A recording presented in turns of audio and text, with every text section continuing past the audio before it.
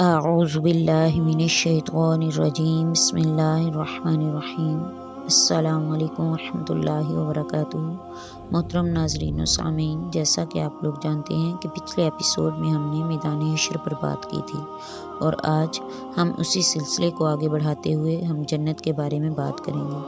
یہ کہ جنت کیسی ہوگی، اس کے در و دیوار کیسے ہوں گے، جنتیوں کا لباس اور غذا کیسی ہوگی، اور جنتیوں کو جو سب سے اعلیٰ نعمت عطا کی جائے گی وہ کیا ہوگی۔ ان سب چیزوں کے بارے میں جاننے سے پہلے آپ سب سے درخواست ہے کہ اگر آپ ہمارے چینل پر نئے ہیں تو ہمارے چینل کو لازمی لائک اور سبسکرائب کر دیں، تاکہ ہماری نئی آنے والی ویڈیو سب سے پہلے آپ کو موصول ہو جائے۔ جب تمام لوگ جنت اور دوزخ میں داخل ہو جائیں گے تو جنت اور دوزخ کے درمیان ایک منادی ہوگی کہ اے اہل جنت، جنت کے کناروں پر آ جاؤ، اور اے اہل دوزخ، دوزخ کے کناروں پر آ جاؤ۔ اہل جنت کہیں گے کہ ہمیں تو ہمیشہ ہمیشہ کے لیے جنت میں داخل کر دیا گیا ہے، پھر اب کیوں بلا رہے ہو؟ اور اہل دوزخ نہایت خوش ہو کر کناروں کی طرف دوڑیں گے کہ شاید ہماری مغفرت کا حکم ہو گیا ہے۔ پھر جس وقت سب کناروں پر آ جائیں گے تو ان کے درمیان ایک چتکبرے مینڈے کی شکل میں حاضر کر دیا جائے گا، اور لوگوں سے کہا جائے گا کہ کیا تم اسے جانتے ہو؟ سب کہیں گے کہ ہاں، ہم جانتے ہیں۔ کوئی ایسا شخص نہیں جس نے موت کا پیالہ نہ پیا ہو۔ اس کے بعد اس کو ذبح کر دیا جائے گا۔ پھر وہ منادی آواز دے گا، اے اہل جنت، ہمیشہ ہمیشہ کے لیے اس میں رہو، اب تمہیں موت نہیں، اور اے اہل دوزخ، ہمیشہ ہمیشہ کے لیے اس میں رہو، اب تمہیں بھی موت نہیں۔ اہل جنت اس قدر خوش ہوں گے کہ اگر موت ہوتی تو یہ شادی مرگ ہوتا، اور اہل دوزخ اس قدر رنجیدہ ہوں گے کہ اگر موت ہوتی تو یہ غم کے مارے ہی مر جاتے۔ اس کے بعد حکم ہوگا کہ دوزخ کے دروازوں کو بند کر کے اس کے پیچھے بڑے بڑے آتشی تیر بطور پشت بان لگا دو، تاکہ دوزخیوں کو نکلنے کا خیال بھی نہ رہے، اور اہل جنت کو جنت میں ہمیشہ ہمیشہ رہنے کا یقین اور اطمینان ہو جائے۔ جنت کی دیواریں سونے اور چاندی کی اینٹوں اور مشک و زعفران کے گارے سے بنی ہوئی ہیں۔ اس کی سڑکیں اور پٹڑیاں زمرد، یاقوت اور بلور سے بنی ہیں۔ اس کے باغیچے نہایت پاکیزہ ہیں، جن میں بجائے بجری کے زمرد، یاقوت اور موتی جڑے ہوئے ہیں۔ اس کے درختوں کی چھالیں طلائی و نقری کی ہیں، شاخیں بے خار اور بے خزاں ہیں۔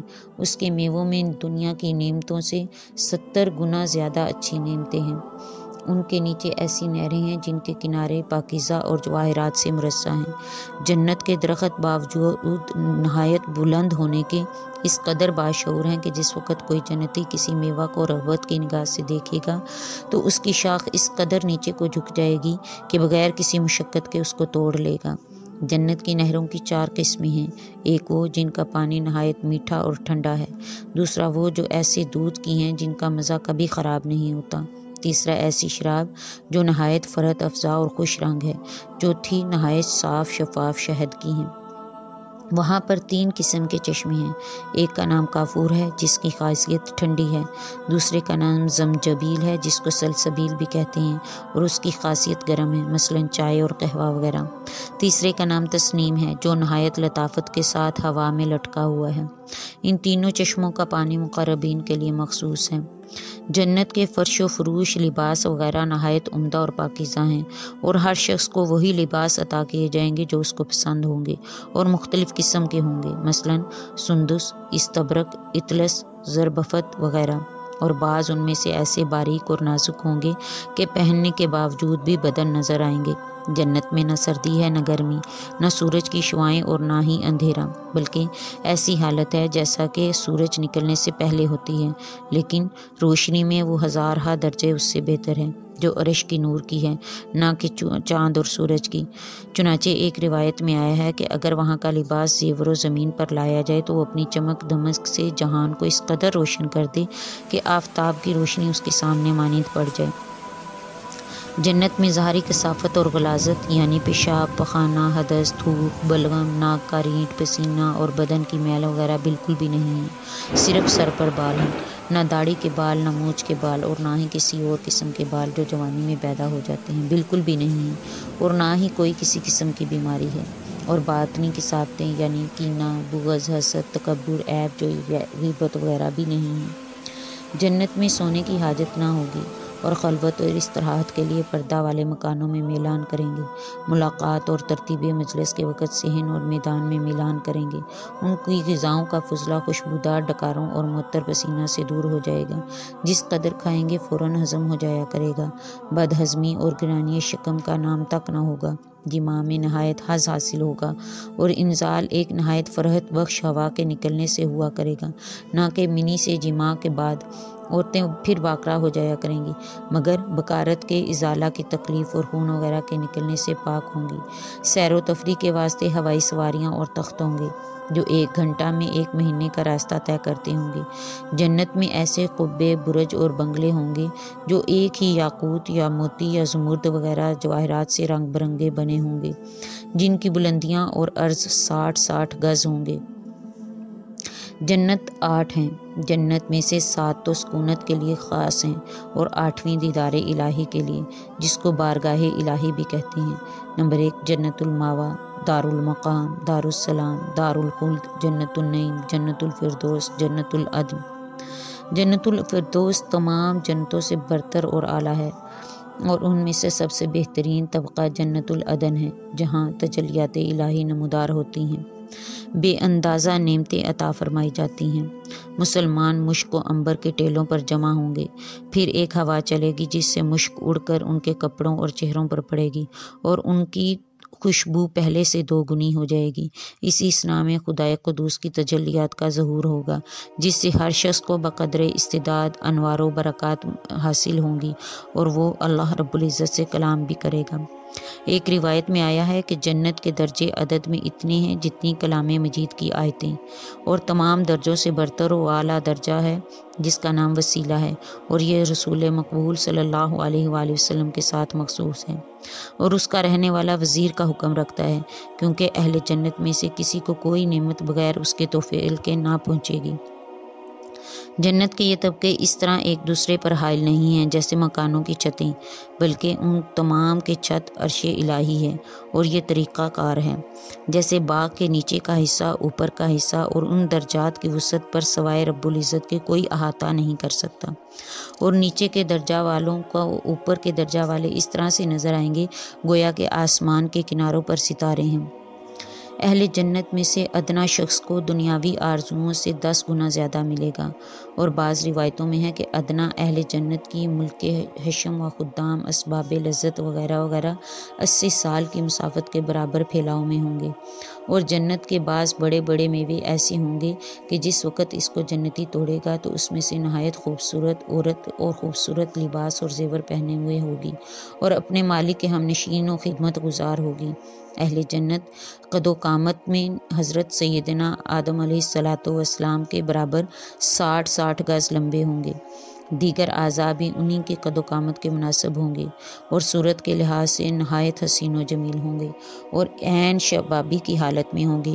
ذکر الہی اس طرح بے تکلف اور بے زبانوں پر جاری ہوگا جیسا کہ دنیا میں سانس، اور جیسا کہ جنت کی نعمتوں سے بدن کو لذت حاصل ہوگی، اسی طرح سے باطنی لذات یعنی انوار و تجلیات الہی بھی حاصل ہوتی رہیں گی۔ مثلاً جنت میں ایک درخت ہے جس کا نام سبحان اللہ ہے۔ جیسا کہ ذائقہ میں لذت دیتا ہے، اسی طرح خدا کی تنزیہ و تسبیح کی لذات سے آگاہ ہوگا۔ جنت کا سب سے بہتر افضل نعمت دیدار الہی ہے۔ دیدار الہی سے مشرف ہونے کی حیثیت سے لوگوں کی 4 قسمیں ہیں۔ ایک تو وہ جو سال بھر میں 1 مرتبہ دیدار الہی کریں گے، دوسرے وہ جو ہر جمعہ کو کریں گے، اور تیسرے وہ جو دن میں 2 دفعہ مشرف ہوں گے۔ حدیث شریف میں آیا ہے کہ صبح اور عصر کی نماز نہایت خشوع و خضوع سے پڑھنے سے اس دیدار میں بڑی مدد ملتی ہے۔ چوتھی جماعت اخص الخاص بمنزلہ غلامان و خدام ہے، ہر وقت بارگاہ الہی میں حاضر رہیں گے۔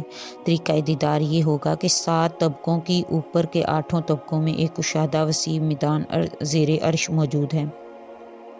وہاں نور، زمرد، یاقوت، موتی اور چاندی، سونے وغیرہ کی کرسیاں حسب مراتب رکھی جائیں گی، اور جن لوگوں کے لیے کرسیاں نہیں ہیں ان کو مشک و عنبر کے ٹیلوں پر بٹھائیں گے، اور ہر شخص اپنی جگہ نہایت خوش و خرم ہوگا۔ دوسروں کے مراتب کی افزونی کی وجہ سے اس کو کسی قسم کا کوئی گلہ نہ ہوگا، اور اسی اثنا میں ایک نہایت فرحت افزا ہوا چل کر ان پر ایسی ایسی پاکیزہ خوشبوئیں چھڑک دے گی جو انہوں نے نہ کبھی دنیا میں دیکھی اور نہ کبھی سنی ہوں گی۔ اس وقت خداوند کریم ان پر اس طرح جلوہ افروز ہوں گے کہ کوئی شخص ایک دوسرے کے درمیان حائل نہ ہوگا، اور ہر شخص اس قدر قرب حاصل ہوگا کہ وہ اپنے دل کے رازوں کو اس طرح سے عرض کرے گا کہ دوسروں کو خبر بھی نہ ہوگی، اور خدائے قدوس سے ظاہراً و باطناً اسی اسنا میں حکم ہوگا کہ شراب طہور اور نہایت لذیذ دیدار کے علاوہ تمام چیزیں بھول جائیں گی۔ جب یہاں سے رخصت ہو کر وہ راستے میں سے ایک بازار سے گزریں گے تو وہاں پر ایسے تحفے تحائف ہوں گے جو نہ کسی آنکھ نے دیکھے اور نہ کان نے سنے ہوں گے۔ جس شخص کو جس چیز کی طلب ہوگی وہ وہاں سے لے لے گا۔ جنت میں 3 قسم کے راگ ہوں گے۔ ایک تو یہ کہ جس وقت ہوا چلے گی تو درخت طوبہ کے ہر پتے اور شاخ سے خوش الحان آوازیں سنائی دیں گی جس سننے والے کو محو ہو جایا کریں گے، اور جنت میں کوئی گھر ایسا نہیں جس میں درخت طوبہ کی شاخ نہ ہو۔ دوسرا یہ کہ جس طرح شادی بیاہ میں لوگ اجتماع کرتے ہیں اسی طرح جنت میں حوریں اپنے شوہروں کے لیے محظوظ کریں گی۔ تیسرے یہ کہ دیدار الہی کے وقت بعض مترب خوش الحان بندوں کو جیسے حضرت اسرافیل اور حضرت داؤد علیہ السلام کو حکم ہوگا کہ خدا کی پاکی بیان کرو، اس وقت ایک ایسا عجیب لطف حاصل ہوگا کہ تمام سننے والوں پر وجد طاری ہو جائے گا۔ خدام اہل بہشت میں 3 قسم کے ہوں گے۔ ایک فرشتے جو خدائے قدوس اور ان کے درمیان بطور قاصد ہوں گے۔ دوسرے غلامان جو حوروں کی طرح ایک علیحدہ ہی مخلوق ہیں، وہ ہمیشہ ایک ہی عمر میں رہیں گے اور موتیوں کی طرح بکھرے ہوئے ہوں گے کہ چاروں طرف خدمتیں کرتے پھرتے ہوں گے۔ تیسرے اولاد مشرکین جو بلاغت سے پہلے ہی انتقال کر چکی ہوگی، اب وہ بطور خدام رہیں گے۔